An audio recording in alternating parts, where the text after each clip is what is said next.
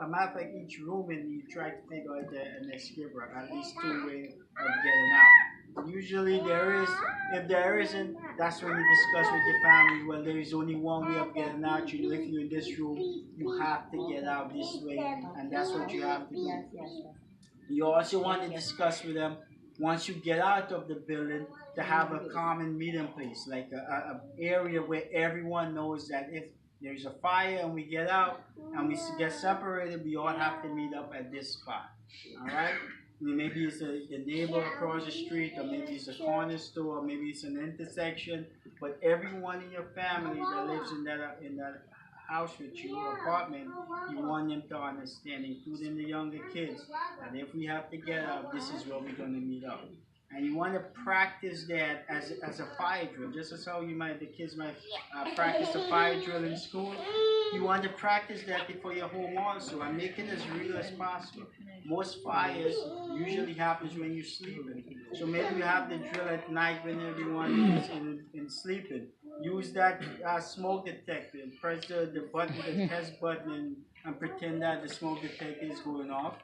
And you guys practice getting out. If you could train Alright? the dogs to And each other. you practice in it because you want to get familiarity with what you're going to do, right? The more you practice it, the easier it's going to be. Alright?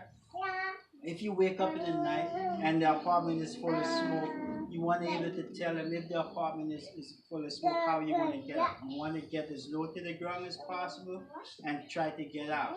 Because the best air, breathing air, is going to be low to the ground, right?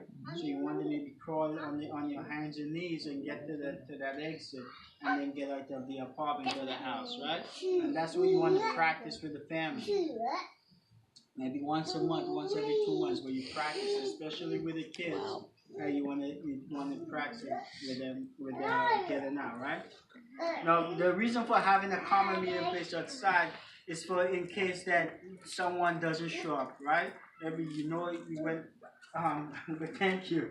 You went to bed, you wake up, there's a fire, everyone got to get out, and you know that you're going to meet at this spot on down the street, and for some reason you get there, and someone is missing. You know that you could tell the firefighter. That's what you there for, is to inform the firefighters. We got out, but someone is missing. You don't want to go back in yourself to look for that person, because you may never come back out.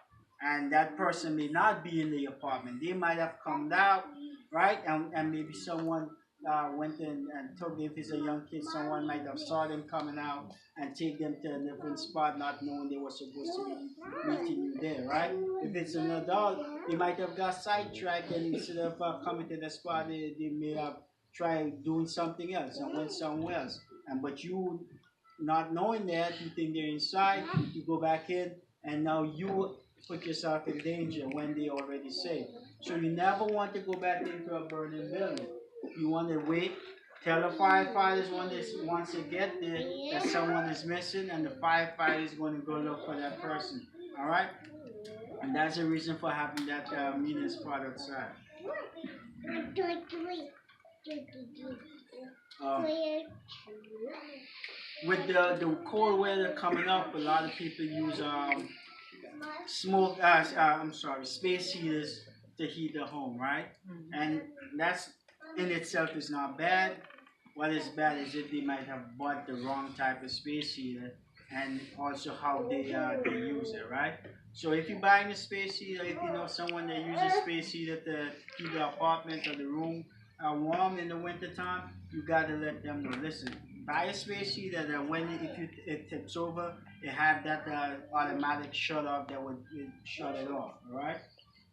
You don't want to buy the older type that no matter what position it is going to be running. All right. You also want to tell them to keep it away from the furniture, the bed, the nightstand, the drips, the curtains. All right. The clutter in the room. You don't want to have that around the space heater, and it's a common reason, right? It's producing heat, and if something is on top of it for an extended period of time, that thing is most likely to go on fire.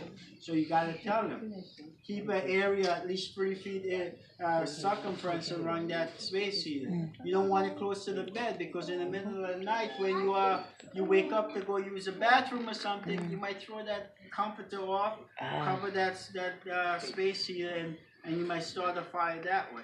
So you also want to tell them be careful of where they put it. All right. Also, you don't want to plug it into an extension cord. All right. You want to plug it directly into the wall outlet. And the reason for that is that most extension cord that you will find is not rated to supply a space heater. All right. So our common rule of thumb that we use is that if anything that heats up or cools down something, you don't want to use an extension cord for it. You want to plug those items directly into a wall outlet. All right. So if you have a space heater, you want it directly into a wall outlet.